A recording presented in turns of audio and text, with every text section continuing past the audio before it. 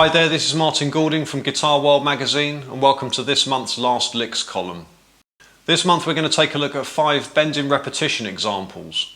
These blues-based ideas form an important element within the rock vocabulary and have been well used by players since the classic 1970s era. I'm going to demonstrate each example in 2 ways, firstly with a medium gain vintage tone and a fast shallow vibrato style, followed by more of a modern rock approach with high gain and a slow wide vibrato style. Let's check out the first example played up to speed.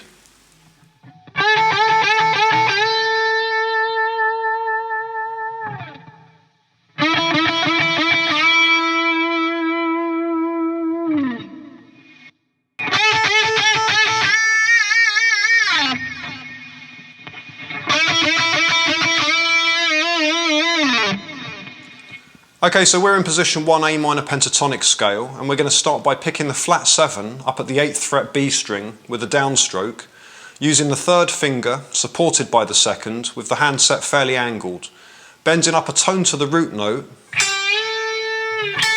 before restating the root up on the 5th fret high E string with an upstroke. Now that gives us an outside the string approach, and it's worth isolating that by muting off the strings and focusing attention on the motion of the pick and counting 1 and 2 and 3 and 4 and.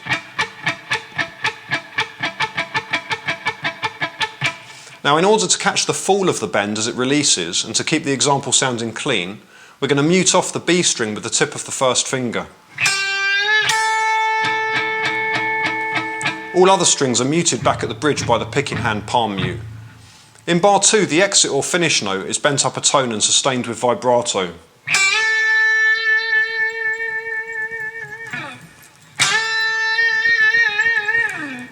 Generally, when repping, you'll want to keep the thumb around the upper half of the back of the neck, and when finishing, clamp the thumb over the top of the fretboard and pivot from the thumb on the base of the 1st finger, using forearm and wrist rotation with the fingers remaining rigid.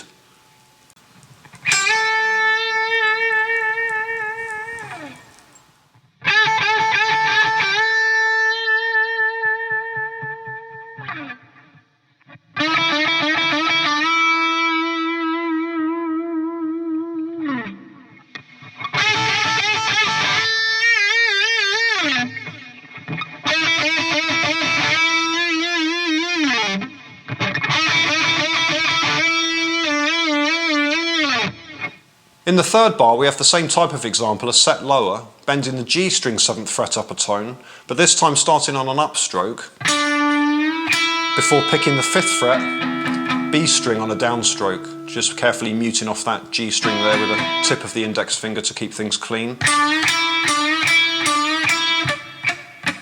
This gives us an inside the string pattern, and is effective for faster playing where more efficiency may be necessary. Let's take a look at the example played through slowly.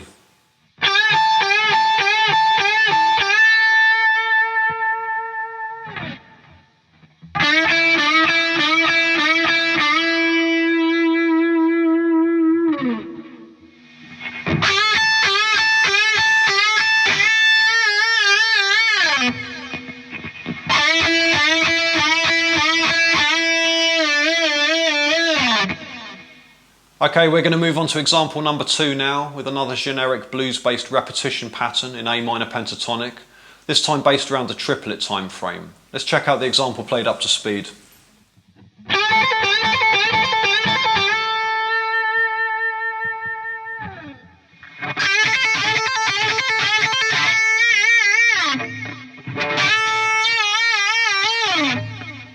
Okay, for this next example, starting on a downstroke, we're going to gradually bend the flat 7 on the 8th fret B string up a tone, then we're going to hit the high E string 5th fret with another downstroke,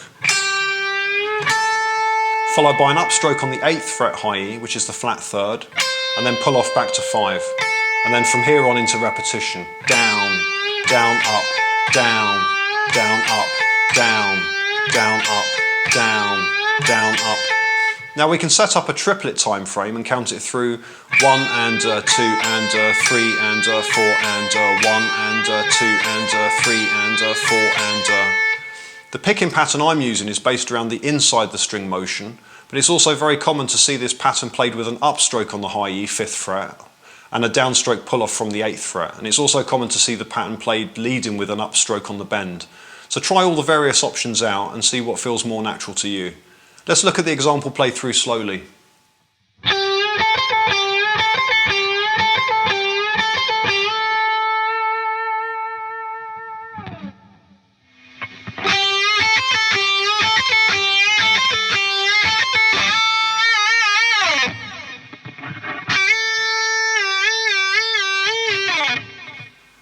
Okay, we're going to move on to example number 3 now with another triplet based repetition pattern in A minor pentatonic scale and is centred around the G and B strings. Let's take a look at the example played up to speed.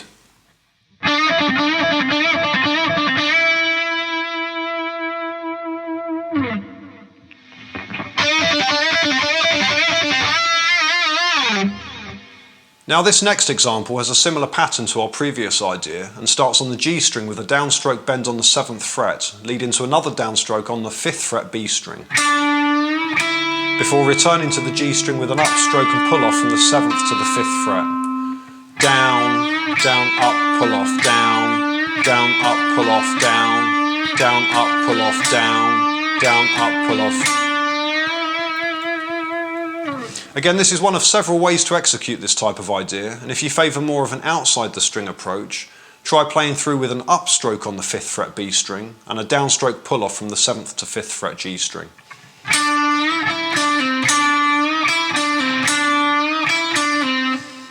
Remember to use the wrist and forearm for the vibrato technique, keeping the fingers rigid and pivoting between the thumb over the fretboard and the first finger. The elbow relaxed and by your side, as opposed to anything out like that. Let's look at the example play through slowly.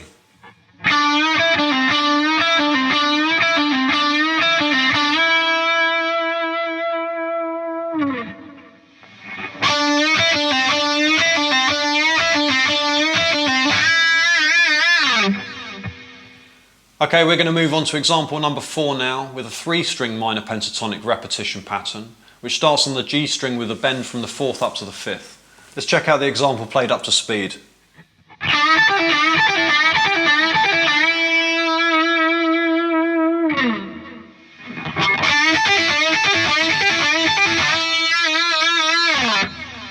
Now with this next example, we're going to use our second finger to play the bend, picking on a downstroke at the 7th fret G string, then skipping up to the 5th fret high E on another downstroke, before playing the 8th fret B string on an upstroke and pulling off to the 5th fret, and from here on into the repetitions.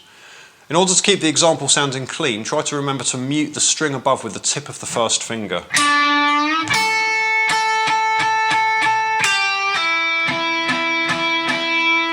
The exit is played with the second finger, and there's a pivot between the thumb over the fretboard and the first finger near the knuckle.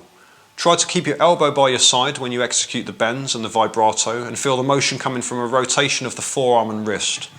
For the classic bluesy vibrato, bend up and release by a small distance, pushing back up, slowly at first. When the motion feels familiar, try to increase the rate. For the more modern rock vibrato, try to widen the distance to around a tone in depth and use a slower and more pronounced motion.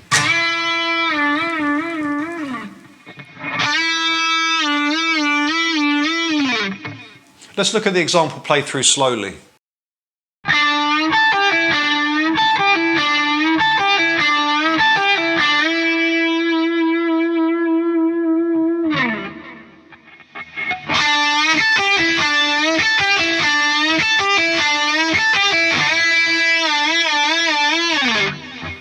Okay, we're on to our 5th and final example now, with another 3-string pattern in position 1 A minor pentatonic scale, and features some sweeping and is based around a 16th note triplet time frame.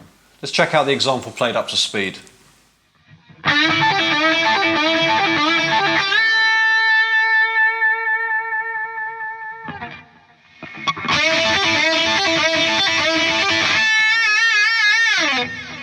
Okay, we're going to start with a bend on the G string 7th fret using our second finger, followed by a sweep stroke which plays through the B and E strings at the 5th fret.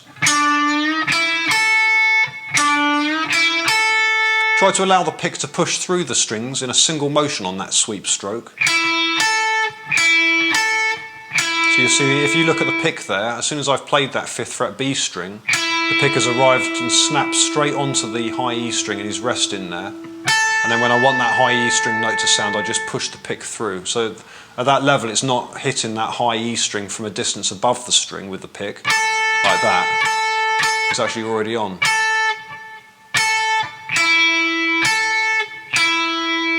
And that's the key to get a good sweeping technique, as well as integrate that kind of technique into blues licks like this. To create a good note separation, you want to just roll the index finger back, very slightly pulling from the wrist, as opposed to anything radical like that.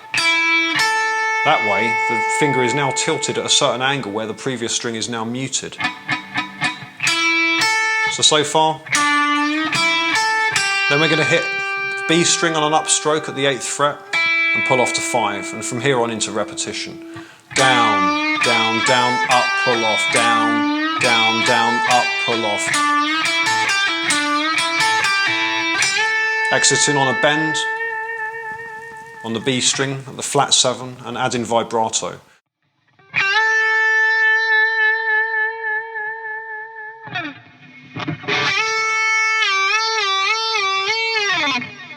Let's look at the example playthrough slowly.